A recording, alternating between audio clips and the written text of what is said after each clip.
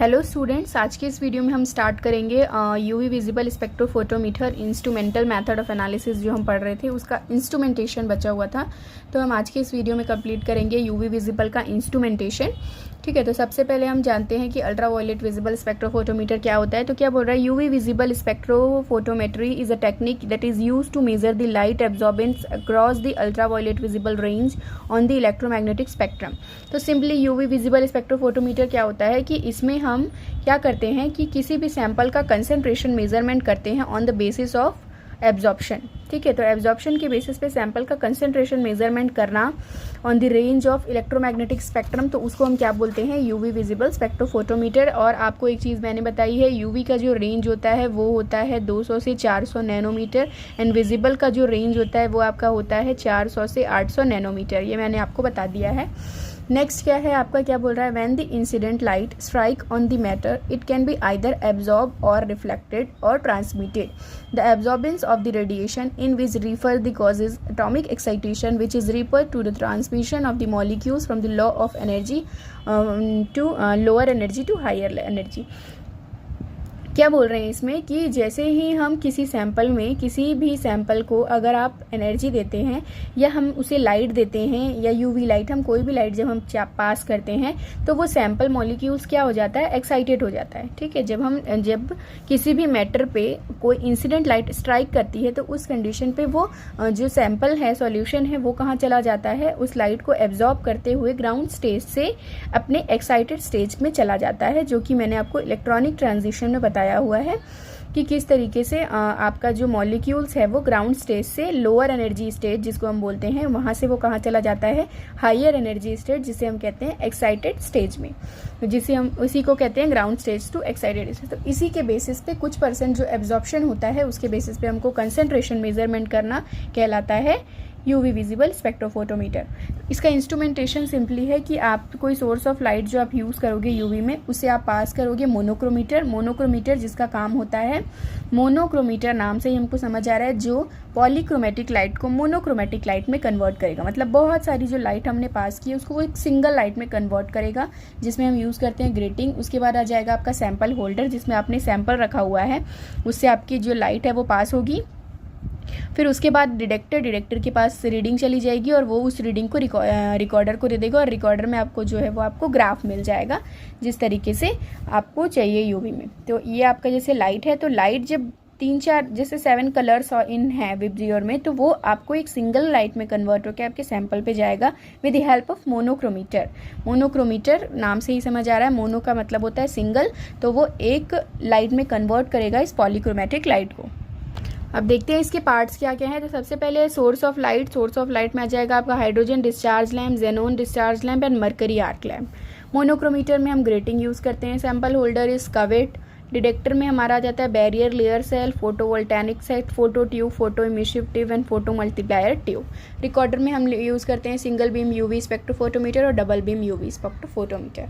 ठीक है, तो सोर्स ऑफ लाइट में पहला आपका क्या है, हाइड्रोजन डिस्चार्ज लैम्प। इसके बारे में क्या लिखा हुआ है, 2 line. In hydrogen discharge lamp, the pair of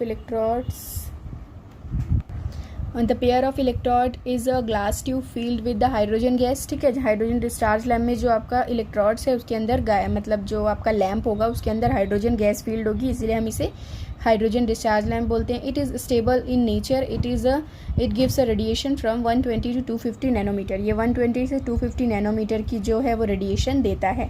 next है xenon discharge lamp. It possesses 2 tungsten electrodes separated by the same distance. इसमें 2 टंगस्टन्स के इलेक्ट्रोड्स लगे होते हैं। There are enclosed in the glass tube for the visible with the quartz and fused silica xenon gas. इस hydrogen discharge lamp में आपके hydrogen gas field होती है इलेक्ट्रोड्स में और इसमें जेनॉन गैस फील्ड होती है, इसीलिए हम इसे कहते हैं जेनॉन डिस्चार्ज लैम्प। नेक्स्ट आ जाता है mercury lamp. Mercury lamp is a vapour store in a high pressure that is excited the mercury molecules. इसमें क्या रहता है कि एक हाई प्रेशर में गैस फील्ड होती है जिसमें मरकरी के एटम्स होते हैं, इसीलिए हम इसे मरकरी लैम्प कहते हैं। नेक्स्ट आता है आपका मोनोक्रोमीटर में हम यूज़ करते हैं ग्रेटिंग क्या होता है, जो पॉलीक्रोमेटिक लाइट को, ठीक है, the most effective one of the converting polychromatic light to monochromatic light. Monochromatic का काम मैंने आपको बताया, ये क्या करेगा, पॉलीक्रोमेटिक लाइट को मोनोक्रोमेटिक लाइट में कन्वर्ट करेगा। नेक्स्ट है आपका सैंपल होल्डर। सैंपल होल्डर जिसमें हम यूज़ करते हैं कवेट्स या इसी को हम बोलते हैं cell.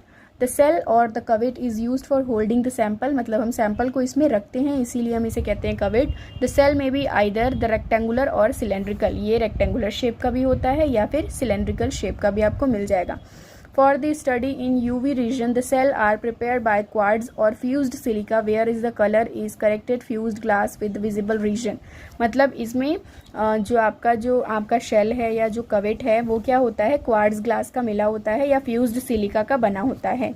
The surface of the absorption cell must be keeped in clean, मतलब हम ये इस तरीके का होगा, तो जब भी हम इसमें सैंपल रखेंगे तो इसके साइड यहाँ से पकड़ते हैं और ये जो सरफेस है जहाँ से यूवी लाइट पास होने वाली है उसको हमेशा जो आपका टिश्यू पेपर है उससे हमेशा क्लीन करते हैं, ताकि उसमें हम जब यूवी में डालें तो कोई भी फिंगरप्रिंट ना आए। Cleaning is carried out by the washing with distilled water with alcohol और एसीटोन। हम हमेशा कवेट को यूज़ करने से पहले उसे वॉश करेंगे with the help of alcohol और इथेनॉल। नेक्स्ट आ जाता है आपका detector, device which is convert light energy into the electrical signal that is called detector. Detector में हम यूज़ करते हैं, first is barrier layer cell detector, जिसे हम बोलते हैं photovoltaic detector. The detector has a film metallic layer coated with a silver gold and act as a electrode, ठीक है। नेक्स्ट बोल रहा है it has a metal base plate with act another electrode. इसमें फर्स्ट 2 इलेक्ट्रोड लगे होते हैं, जो पहला इलेक्ट्रोड है वो मेटालिक लेयर और सिल्वर कोटेड होता है, एंड दूसरा इलेक्ट्रोड जो है वो एक और इलेक्ट्रोड होता है जो मेटल बेस का प्लेट लगा होता है जिसमें। This 2 layer are separated by the semiconductor layer that is selenium. 2 detector को जो सेपरेट करेगा, जो 2 आपका जो इलेक्ट्रोड्स है उसको सेपरेट कौन करता है, सेलेनियम का semiconductor layer. When the light radiation is fall on the semi selenium layer, electrodes become a mobile and are taken in a transparent metal layer. Next आता है photo tube, photo emissive tube. इसमें आ जाता है it is consist of the evacuated glass tube and photo cathode and that is collector of anode. The surface of photovoltaic is coated with the layer of caesium silver oxide and mixture of them. Caesium silver और oxide के mixture से इसमें एक coat लगी होती है इसके electrode में। When the radiant energy is falls on the sensitive cathode, electron is emitted and attract the anode by causing a current flow. इसमें क्या होगा, जो सिल्वर सेनियम और ऑक्साइड की लेयर रहती है उसके ऊपर जब लाइट पड़ती है तो वो क्या करेगा, उसे ट्रांसफ़र करेगा और इमिट करेगा और फिर उस फ्लो को लोअर एनर्जी स्टेट से हायर एनर्जी स्टेट में लेकर जाता है। Next is photo multiplier tube. The principle employs for the detector in the multiplication of the photo tube. इसमें क्या होता है, 2 ट्यूब्स लगे होते हैं जिसमें एक होता है प्राइमरी ट्यूब जिसे हम कहते हैं primary photo cathode and secondary photo cathode. 2 types के फोटो कैथोड जो हैं वो लगे होते हैं जिसमें हम लाइट को पास करते हैं और वो लाइट को पास करने से फिर लोअर एनर्जी स्टेट से हायर एनर्जी स्टेट में जाते हैं। लास्ट आपका आ जाता है रिकॉर्डर। रिकॉर्डर का मतलब जिसमें आपको आपकी रीडिंग मिलेगी। तो आपको बेसिक ये 3 जो आपका basic barrier layer cell, photo tube, photo multiplier, तीनों के बारे में थोड़ा बहुत बस आपको इंट्रोडक्शन पढ़ना होगा सेमेस्टर पॉइंट ऑफ व्यू से। बाकी बहुत ज़्यादा डिटेल में आपको इसमें नहीं पढ़ना है।